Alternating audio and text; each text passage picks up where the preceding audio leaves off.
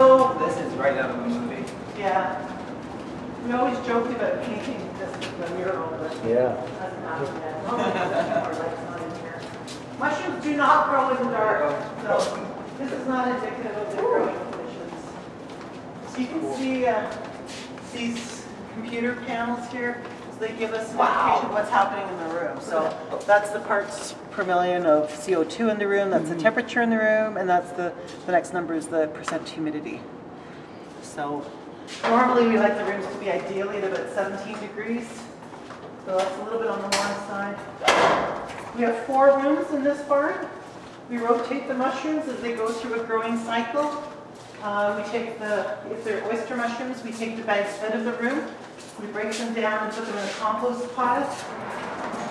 And if they're shiitake mushrooms, we will grow them again for another flush.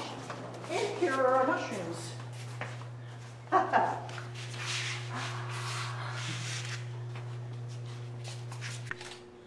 Okay, so here we're looking at one of the mushroom bags. So the bag itself is filled with pasteurized wheat straw. And the straw has been inoculated, which means the mushroom spawn has been spread throughout it and all mixed up. And then we put them in the bag, close the bag. The bags have been pre-punched with holes. And the mushrooms, when they're first made, don't need to have any light, but as they grow and start to come out, we do bring them into a lighted environment. You can see that they get at least 12 hours of light. 16 hours. 16 hours of light a day, and they will grow towards the hole and start to grow. So that is a myth. Mushrooms do need light to grow, these particular ones. And a lot of people often think that you need to have manure to grow the mushrooms. The oyster mushrooms, they're called necrophilic, which means they grow on dead material. So we use wheat straw. In other parts of the continent, they use cottonseed husks, they use cocoa bean shells, anything that's a dead material that will act as a medium for the mycelium to grow. So wheat straw is pretty easy for us to come by. We'll be harvesting some wheat probably this week, and that straw we'll start to use for bagging our own mushrooms. So it's nice to be able to have. And then when the bags are finished, we compost them, and that compost sometimes ends up on our fields as well. Certainly on our vegetable gardens. Right. Yeah, it ends up in our greenhouse. And our greenhouse and our small plots. So. Couldn't tell Yeah. you So which as ones. far as nutrition in the mushrooms, the one mushroom that does get a lot of press is the shiitake mushrooms, because they have been doing a lot of research for cancer patients. I have a woman who comes to one of my farmers markets, and she buys the shiitake mushrooms, and she said she notices the difference after her chemotherapy. When she's eating the shiitake mushrooms, they do help quell a lot of the symptoms that she would normally have after having chemotherapy. So there is something to them. It does help. But even the oyster mushrooms, they have a lot of micronutrients. Some of what they have depends on what they're grown in, the medium that they're grown on. But yeah, and again, you have a diversity in your diet, and the mushrooms are certainly something you can include in your diet.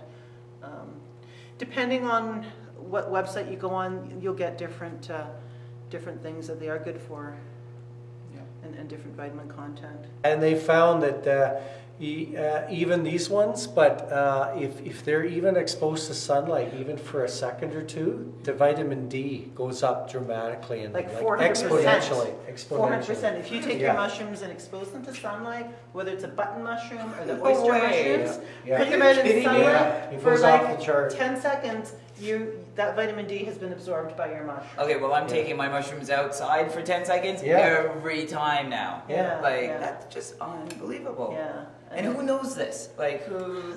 Well, they've done a study, and that's what they couldn't figure out the discrepancy. Right. And when they found out even a very, very short interval, like less than a minute, would dramatically increase the vitamin D. And this was in white mushrooms. Yeah. But they find it's also the same with all the rest of them as well. Yeah. And vitamin D, unfortunately, is one of those vitamins that so many North Americans are sadly lacking, and because of the lack of time outdoors. I do supplement with vitamin D in the wintertime, but in the summertime I don't, because you can tell I'm outside all summer and getting all the vitamin D I need from the sun. Exactly. Yeah.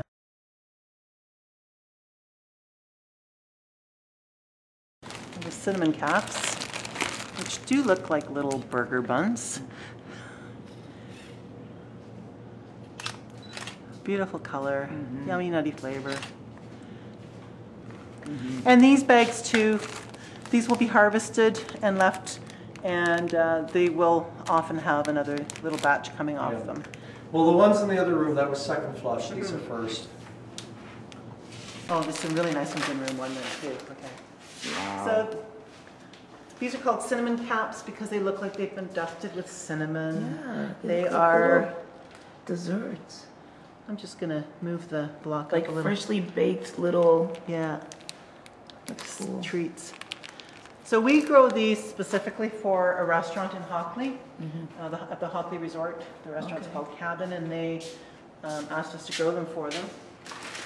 And any that are extra, I deliver to the market. And people just love to have different varieties. Sure. Why not? Like, and especially if they don't really know, they're just like, Yeah, what and is that? every mushroom has a different flavor. Yeah. The shiitakes have a beautiful, robust, woodsy taste. They are really firm, meaty mushroom. You can throw them on the barbecue, and they hold their shape. The oyster mushrooms, you can cook them up really quickly with some onions, milder taste.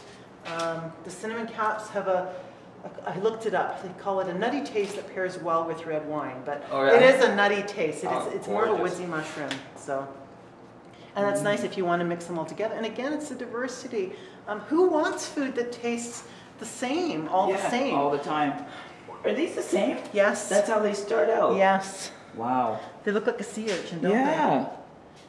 And look at this cluster here, Donna. Look how tiny that is. They look like little flowers. they? Yeah. Yeah. Yeah. It's so cute. Just that one little guy right there. Yeah. Wow. And that's what we need. We need that Fascinating. diversity in our diets. I love to buy honey at the market because I bought some raspberry honey. So, and I bought dandelion honey. So you get the honey when it's produced from different flowers. It tastes differently.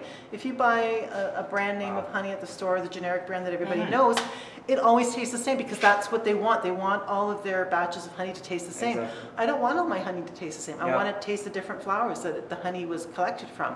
And it's the same with coffees. I mean, you can order different kinds of coffees. I buy fair trade coffee. You can get a Colombian, a Sumatran blend, and they all taste different. And that's what I want. I don't want to have this, bland generic taste all the time. I want something different.